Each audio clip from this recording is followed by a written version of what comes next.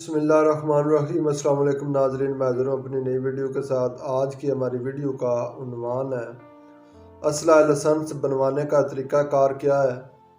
اور اسلحہ لائسنس کون ایشو کر سکتا ہے اور کس کے پاس اپلیکیشن موو کرتے ہیں، اور اگر کوئی اسلحہ لائسنس ہولڈر فوت ہو جائے تو اس کا اسلحہ لائسنس آگے کس بندے کو ٹرانسفر کیا جا سکتا ہے اور اس کا طریقہ کار کیا ہے۔ تو ناظرین، اس سے پہلے ویڈیو شروع کریں، اگر آپ میرے چینل پہ نیو ہیں تو پہلے میرے چینل کو سبسکرائب کر دیں اور ساتھ والے بیل آئیکن پہ لازمی کلک کر دیں تاکہ ہر آنے والی نئی ویڈیوز کی اپڈیٹ آپ کو بر وقت ملتی رہے۔ تو ناظرین، اسلحہ لائسنس کو پاکستان آرمز آرڈیننس 1965 اور پنجاب آرمز رول 2017 ڈیل کرتے ہیں۔ تو پنجاب آرمز رول 2017 میں جو ایلیجیبلٹی کرائیٹیریا بیان کیا گیا ہے اس کے مطابق آپ پاکستان کے نیشنلٹی ہولڈر ہوں تو تب آپ کو اسلحہ لائسنس ایشو کیا جا سکتا ہے۔ اگر آپ کے پاس غیر ملکی شہریت ہے تو آپ کو اسلحہ لائسنس ایشو نہیں کیا جا سکتا۔ پہلی شرط تو یہ ہوگی کہ آپ پاکستان کے شہری ہیں۔ تو دوسرے نمبر پہ یہ ہے کہ آپ کے پاس پاکستان کا نیشنل آئیڈینٹی کارڈ، پاکستان کا شناختی کارڈ ہونا لازمی ہے، ٹھیک ہے۔ اس کے بعد آپ کے پاس پنجاب کا ڈومیسائل ہونا لازمی ہے کہ آپ پنجاب کے جس ضلع میں رہ رہے ہیں اس ڈسٹرکٹ کا ڈومیسائل آپ کے پاس ہو، یعنی کہ پنجاب کے کسی بھی ضلع میں سے آپ کا تعلق ہے تو اس کا ڈومیسائل ہونا ضروری ہے۔ نیکسٹ ہے کہ آپ کی ایج جو ہے وہ 25 سال سے کم نہ ہو۔ 2017 سے پہلے جو ایج تھی وہ 18 سال تھی۔ یہ 2017 میں جو امینڈمنٹ آئی تھی اس میں جو ایج 18 سے بڑھا کے 25 سال کر دی گئی ہے۔ اب جو ایلیجیبلٹی کرائیٹیریا ہے وہ 25 سال ہے کہ آپ کی عمر 25 سال ہونا مسٹ ہے۔ تو اس کے بعد یہ ہے کہ آپ کسی بھی عدالت سے سزا یافتہ نہ ہو سوائے چھوٹے موٹے جرائم کے کہ جو ہے نا وہ بالکل معمولی نوعیت کی ہوں۔ اگر آپ کسی دیگر جرائم میں ملوث ہیں یا آپ پریویسلی ریکارڈ یافتہ ہیں تو پھر آپ کو اسلحہ لائسنس جو ہے وہ ایشو نہیں ہو سکتا۔ اس کے بعد آپ کسی عدالت سے بھاگے ہوئے ہیں، مفرور ہیں، اشتہاری ہیں، تو اس کنڈیشن میں بھی آپ کو اسلحہ لائسنس جاری نہیں کیا جا سکتا۔ اس کے بعد یہ ہے کہ آپ کے پاس پولیس کریکٹر سرٹیفکیٹ ہو، آپ پولیس کے ریکارڈ میں سزا یافتہ نہ ہو، کرمینل نہ ہو، تو پولیس سے کریکٹر سرٹیفکیٹ لینا وہ بھی لازمی ہے۔ اس کے بعد آپ کسی عدالت سے سزا یافتہ نہ ہو سوائے چھوٹے چھوٹے جرائم کے یا ٹریفک رولز کی خلاف ورزی کے۔ کسی میجر کرائم میں یا کسی بڑے جرم میں آپ عدالت سے سزا نہ لے چکے ہوں تو اس کنڈیشن میں بھی آپ کو اسلحہ لائسنس جو ہے وہ جاری کیا جا سکتا ہے کہ وہ بندہ کسی کالعدم تنظیم کا ممبر نہ ہو، کسی اینٹی اسٹیٹ ایکٹیویٹیز میں شامل نہ ہو، تو اس بندے کو بھی اسلحہ لائسنس کا یہ تھا ایلیجیبلٹی کرائیٹیریا کہ اگر آپ میں یہ خوبیاں موجود ہیں تو پھر آپ اسلحہ لائسنس کے لیے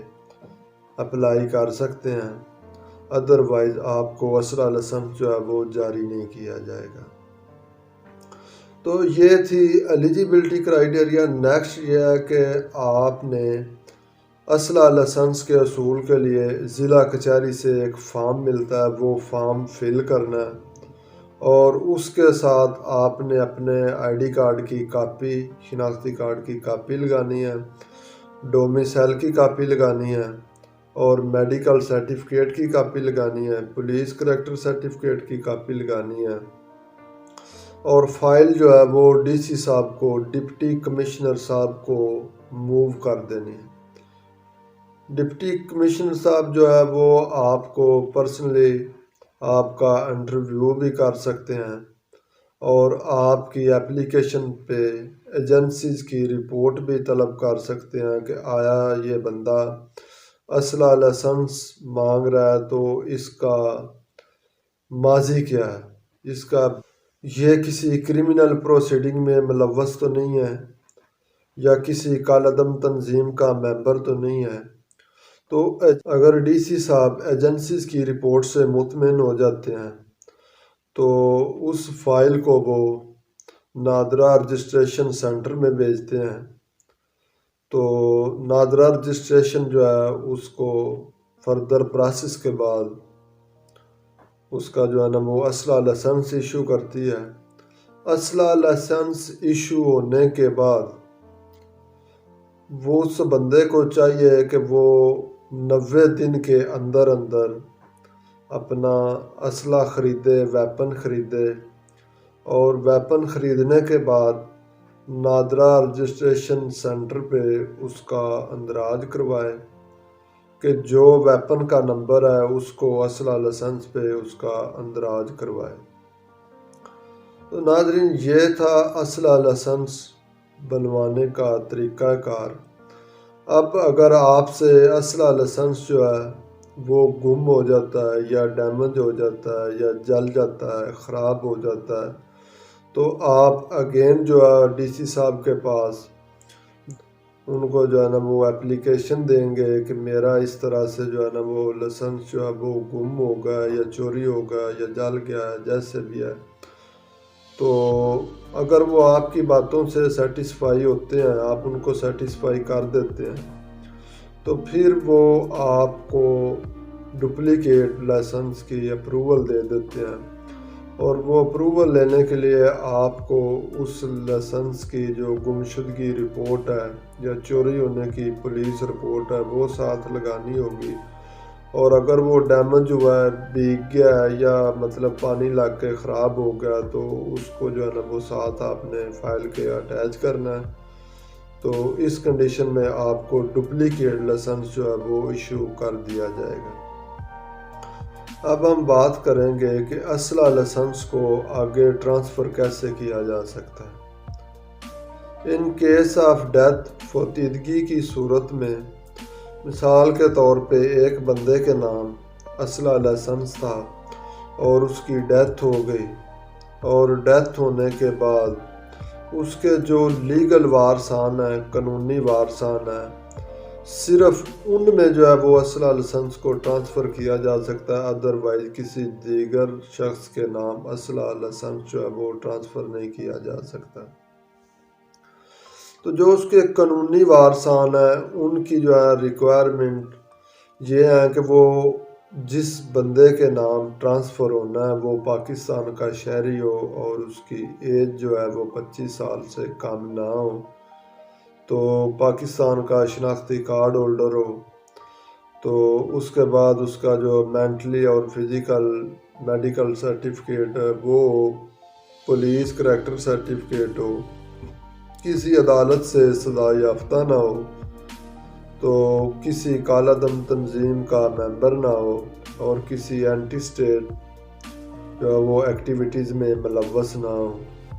تو وہ بندہ ایلیجیبل ہے۔ تو وہ بندہ جو ہے وہ ڈی سی صاحب کے نام اپلیکیشن موو کر سکتا ہے کہ جناب اس طرح میرے والد صاحب کی ڈیتھ ہو گئی ہے، اور میں ان کا جو سرٹیفکیٹ اسلحہ لائسنس ہے وہ اپنے نام ٹرانسفر کروانا چاہتا ہوں۔ تو اس ایپلیکیشن کے ساتھ وہ جو ڈاکومنٹ اٹیچ کرے گا، پہلے نمبر پہ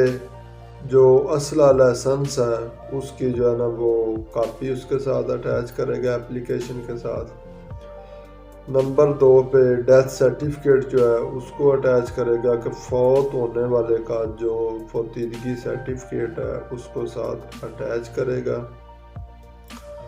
اس کے بعد جو ہے اپنا شناختی کارڈ کی کاپی لگائے گا، ساتھ اپنا میڈیکل سرٹیفکیٹ لگائے گا، پولیس کریکٹر سرٹیفکیٹ لگائے گا، اور جو دیگر قانونی وارثان ہیں ان کی طرف سے نو آبجیکشن سرٹیفکیٹ یا بیان حلفی جو 100 روپے یا اس سے زیادہ مالیت کی اسٹامپ پیپر پر ہوگا کہ ہمارے اس بھائی کے نام جو ہے وہ اسلحہ لائسنس ٹرانسفر کر دیا جائے تو ہمیں کوئی عذر اعتراض نہ ہے۔ تو اس کو جو ہے نا وہ نو آبجیکشن سرٹیفکیٹ بھی کہتے ہیں یا بیان حلفی کہہ لیں گے۔ اس کے بعد سکسیشن سرٹیفکیٹ، جان نشینی سرٹیفکیٹ جو عدالت کی طرف سے جاری کیا جاتا ہے اس کو ساتھ لگانا ہوتا ہے فائل کے، اور یہ فائل جو ہے نا وہ ڈی سی صاحب کو موو کرنی ہوتی ہے۔ ڈی سی صاحب آفٹر ویریفیکیشن اگر ان ساری باتوں سے سیٹسفائی ہو جاتے ہیں اور ایجنسیز کی رپورٹ بھی طلب کرنا چاہیں تو وہ کر سکتے ہیں۔ تو آفٹر ویریفیکیشن اگر وہ اپروول دے دیتے ہیں ٹرانسفر کی تو وہ نیکسٹ جو ہے اس کو فائل کو نادرا رجسٹریشن سینٹر میں بھیجیں گے فار فردر پروسیس، اور after further process NADRA registration centre جو ہے اس بندے کے نام اسلحہ لائسنس جو ہے وہ ٹرانسفر کر دے گا۔ یہ تھا ان کیس آف ڈیتھ۔ تو اب ہم بات کریں گے کہ اگر فوتیدگی کے علاوہ بندہ زندہ ہو تو وہ کیسے اپنی اولاد کے نام یا قانونی وارثان کے نام جو وہ اسلحہ لائسنس جو ہے وہ ٹرانسفر کر سکتا ہے۔ تو اس کی بھی کنڈیشن بتائی گئی ہیں کہ اگر بندہ بہت زیادہ بیمار ہو، کسی مہلک مرض میں مبتلا ہو، یا اس کی ایج اتنی زیادہ ہو چکی ہو کہ وہ اس اسلحہ چلانے کے یا اس کو ہینڈل کرنے کے قابل نہ رہا ہو، تو ان گراؤنڈز پہ بھی جو ہے نا وہ اس بندے کے زندہ ہوتے ہوئے ڈی سی صاحب کے نام اپلیکیشن موو کی جا سکتی ہے کہ جناب کہ میرے والد صاحب جو ہیں یا ہمارے بزرگ جو ہیں وہ اس کنڈیشن میں نہیں کہ وہ جو ہے نا وہ اسلحہ لائسنس کو جو ہے یا ویپن کو ہینڈل کر سکیں، تو لہٰذا جو اسلحہ لائسنس ہے وہ ہمارے نام ٹرانسفر کیا جائے۔ تو جو اس کی ایلیجیبلٹی کرائیٹیریا بیان کیا گیا ہے تو اس کے مطابق اس بندے کے نام ٹرانسفر کیا جا سکتا ہے اگر وہ۔ تو ناظرین یہ تھی ہماری آج کی ویڈیو۔ اگر آپ کو ویڈیو اچھی لگی ہو تو لائک، شیئر اور کمنٹ ضرور کیجیے گا۔ Thanks for watching. اللہ حافظ۔